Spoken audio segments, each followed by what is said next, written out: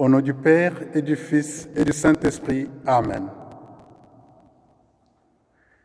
Si vous m'aimez, vous garderez mes commandements. Moi, je prierai le Père.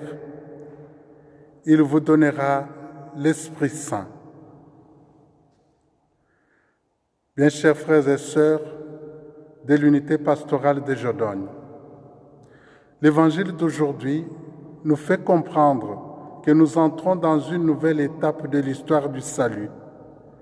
Jésus ressuscité va partir, monter au ciel.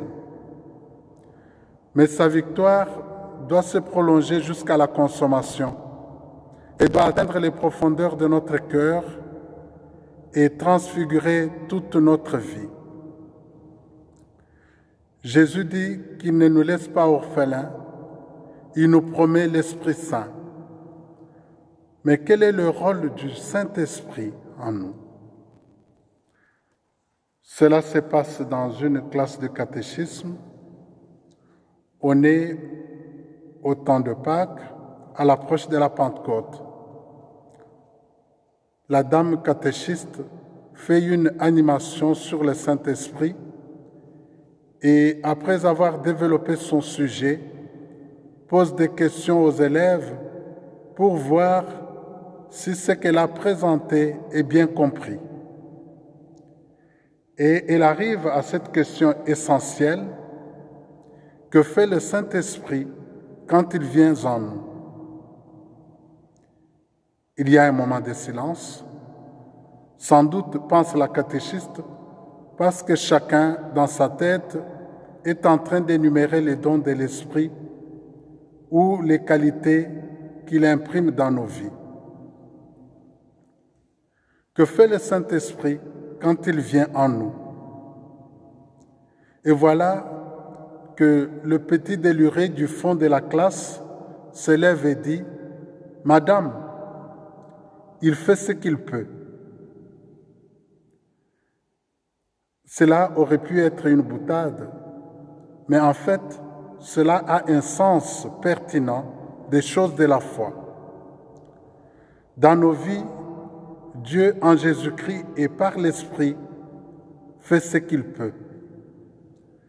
Cela veut dire deux choses qui peuvent paraître paradoxales, mais qui ne le sont pas, parce que les relations entre les hommes et Dieu sont paradoxales.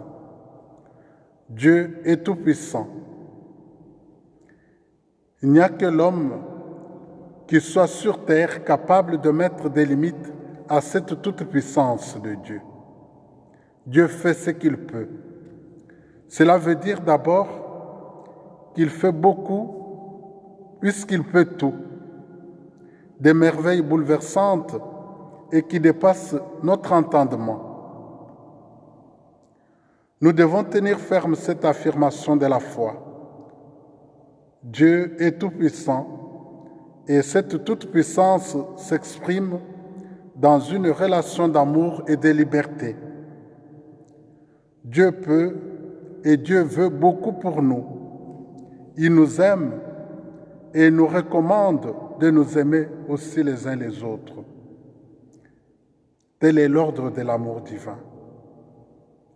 Mais cet amour prend du relief, de la consistance, non pas dans les livres de théologie, mais dans le concret de l'existence de tous les jours, dans les petits défis quotidiens.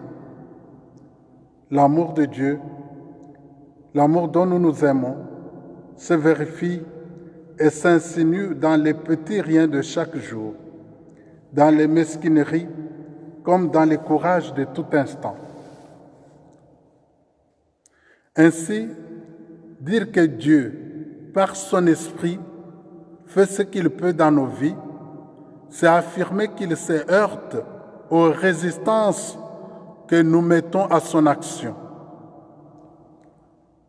La fête de Pâques nous apprend que Dieu déploie par Jésus et dans l'Esprit Saint une vie toute puissante dans notre monde déjà et dans le monde à venir.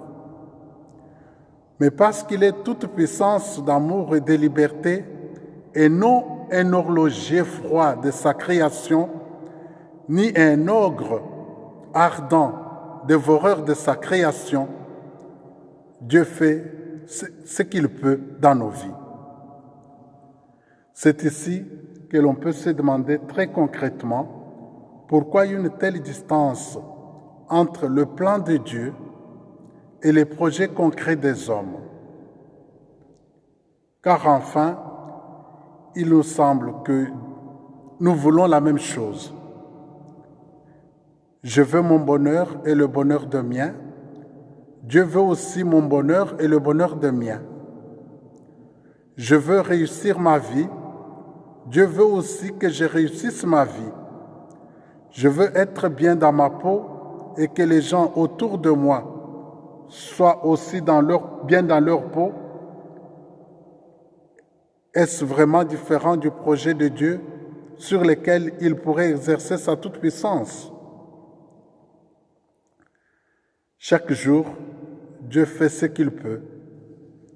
Si nous lui ouvrons notre cœur, si nous l'aimons réellement, il nous donne des pierres, des constructions ajustées, taillées, polies.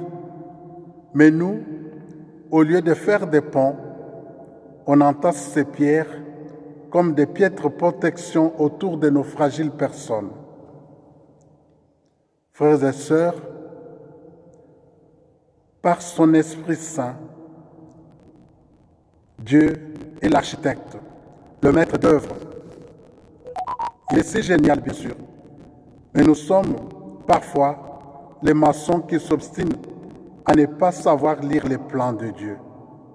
Alors Dieu ne peut faire que ce qu'il peut dans notre vie. Nous pouvons nous poser donc ces questions. Est-ce que je laisse de la place pour Dieu dans ma vie? Est-ce que je laisse Dieu agir par son Esprit Saint en moi? Ou bien je suis rempli de moi-même, je sais tout? On a besoin de mots concrets pour parler de l'intimité de Dieu, de la rencontre intime de Dieu et de l'homme. Quels sont mes mots pour parler de l'amour dont j'aime Dieu? Quels sont mes mots pour parler de l'amour dont j'aime les autres? Et c'est le ciel notre avenir. En somme, Jésus est parti nous ouvrir la voie. Est-ce que je suis conscient de cela? Dans le monde moderne, la raison du plus fort est toujours la meilleure. De quel côté suis-je en tant que chrétien? Parmi les plus forts ou bien au soutien des plus faibles? Bon dimanche à tous.